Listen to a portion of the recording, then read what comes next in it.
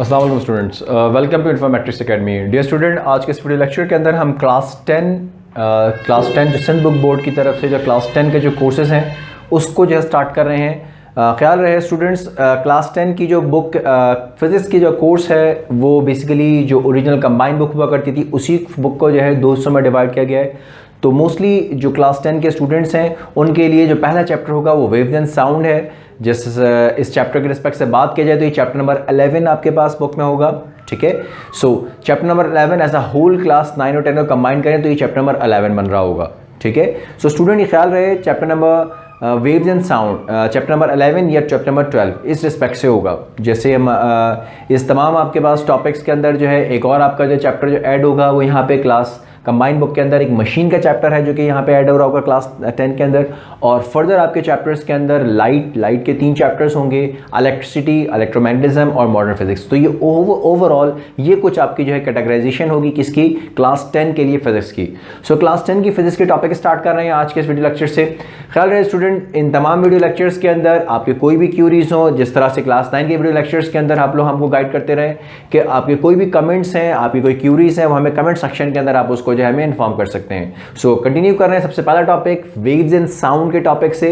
Waves and sound के respect से बात की जाए तो इस तरह की आपके पास मोशन को यहाँ पर डिस्कस किया जा रहा है जो कि वेव्स और साउंड से रिलेटेड है। ख्याल रहे स्टूडेंट, जब हम वेव्स की बात कर रहे हैं, हम साउंड की बात कर रहे हैं, तो वाइब्रेटरी और ऑसिलेटरी मोशंस जो हैं वो किस तरीके से मूवमेंट हो रही हैं, या ऑसिलेटरी मोशंस जो हैं वो इनिशियली आपके वाइब्रेटरी मोशन या ऑसिलेटरी मोशंस की बात की जाए तो ये वेव्स और साउंड के साथ किस तरह रिलेट कर रही हैं, इन तमाम चीज़ों को हम डिस्कस करेंगे। सबसे पहले स्टार्ट कर रहे हैं कि इनिशियली पीरियोडिक मोशन क्या है। सबसे पहले अगर बात की जाए पीरियोडिक मोशन, ऐसी कोई भी मोशन जो अपने आप को इक्वल इंटरवल ऑफ टाइम के बाद रिपीट करे, that type of motion is named as periodic motion. ख्याल रहे स्टूडेंट, इसके अंदर किसी भी टाइप की मूवमेंट पीरियोडिक हो सकती है, चाहे वो वाइब्रेटरी हो, सर्कुलर मोशन हो, या कोई भी ऐसी मोशन जो अपने आप को एक इक्वल इंटरवल ऑफ टाइम के बाद रिपीट कर रही हो। इसके अंदर वो मोशन जो कि एक फ्लैशिंग आपके पास इंडिकेटर है, किसी भी गाड़ी का एक फ्लैशिंग आपके पास बल्ब इंडिकेटर है, वो भी होगी। और इसके अलावा किसी ब्लेड आपके फैन यानी कि चलते हुए आपके पास जो है फैन के जो ब्लेड्स हैं जो कि एक ही मोशन को बार बार रिपीट कर रहे हैं, ये भी हो सकती है। सर्कुलर मोशन भी आप पीरियोडिक कंसीडर कर सकते हैं क्योंकि वो एक ही मोशन को बार बार रिपीट कर रहा होता है ऑब्जेक्ट। ठीक है, और अगर बात किया जाए पेंडुलम की जो मूवमेंट है, ये भी पीरियोडिक मोशन जो है कंसीडर की जा रही होगी। ख्याल रहे student, periodic motion different type की हो सकती है इटसेल्फ, लेकिन इसका मेन कॉन्सेप्ट क्या होगा, जिस तरह की भी मूवमेंट हो रिगार्डलेस ऑफ दैट कि मोशन किस तरह की फॉलो कर रहा है ऑब्जेक्ट, वो बार बार इक्वल इंटरवल ऑफ टाइम के बाद अपने आप को रिपीट करेगा।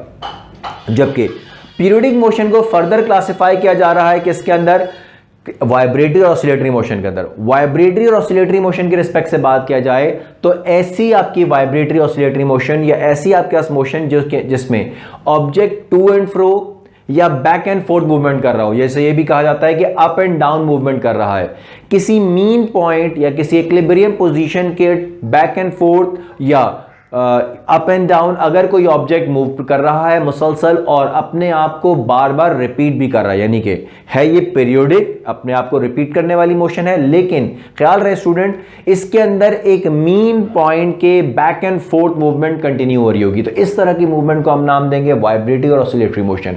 और एग्जाम्पल के रिस्पेक्ट से बात की जाए तो जो क्लॉक के पेंडुलम क्लॉक है वो एक सबसे बेस्ट एग्जाम्पल हो सकती है, और इसके अलावा सीसॉ की जो मूवमेंट है वो भी होगी। कोई आपके पास जो है स्विंग है जो कि बच्चों के झूले होते हैं, जिसमें स्विंग अगर कोई बच्चा चाहे कर रहा है तो वो भी एग्जाम्पल है किसकी, एक आपके पास वाइब्रेटरी और ऑसिलेटरी मोशन की। इसके अलावा बेतहाशा एग्जाम्पल हो सकती हैं जिसमें से एक गिटार के आपके पास या किसी वायलिन के जो स्ट्रिंग्स हैं उनकी जो वो मोशन है that is also be named as vibratory और ऑसिलेटरी मोशन। वाइब्रेटरी और ऑसिलेटरी मोशन को फर्दर क्लासिफाई किया जाए अगर सिंपल हार्मोनिक मोशन में, जो कि हमारा नेक्स्ट टॉपिक है, तो वो क्या कंडीशन है।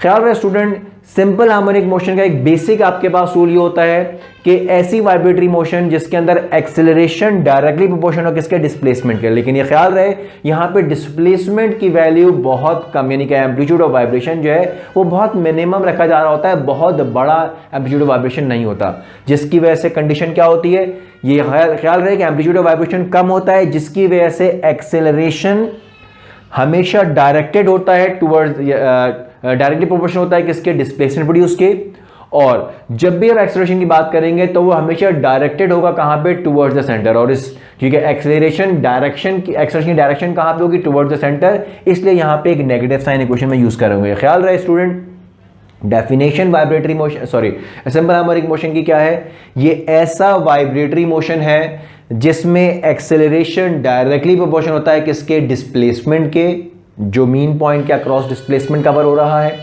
और फर्दर इसकी जो एक्सेलरेशन की जो डायरेक्शन है वो हमेशा टुवर्ड्स द सेंटर होती है, या इसे कह सकते हैं टुवर्ड्स द मीन पोजीशन होती है।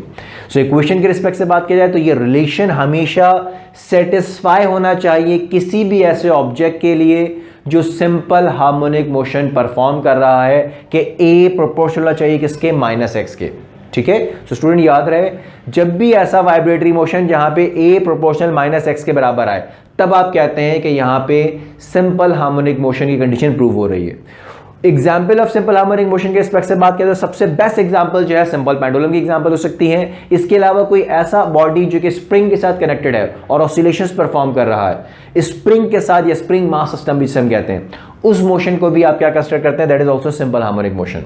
और फर्दर एक कंडीशन डिफाइन की आती है, जो सबसे बेस्ट सिंपल हार्मोनिक मोशन है वो मॉलिक्यूल्स ऑफ सॉलिड जो हैं उनके जो वाइब्रेशंस है जो कि अपनी ही मीन पॉइंट पे वाइब्रेट कर रहे होते हैं, उनकी भी आपकी मोशन जो है एक बेस्ट एग्जांपल है किसकी, सिंपल हार्मोनिक मोशन की। सो स्टूडेंट आज के इस लेक्चर के अंदर हमने बेसिक इनिशियल जो है पॉइंट को डिस्कस किया है। अगर आपको ये वीडियो पसंद आई तो अपने फेलो स्टूडेंट के साथ इसे शेयर करें। अगले लेक्चर के अंदर हम कंटिन्यू करेंगे कि सिंपल हार्मोनिक मोशन क्या है और उसकी कंडीशंस क्या है और उसके मैथमेटिकल डेरिवेशन है आपके कोर्स के अंदर, उससे हम कंटिन्यू करेंगे। थैंक यू वेरी मच, अल्लाह हाफिज़।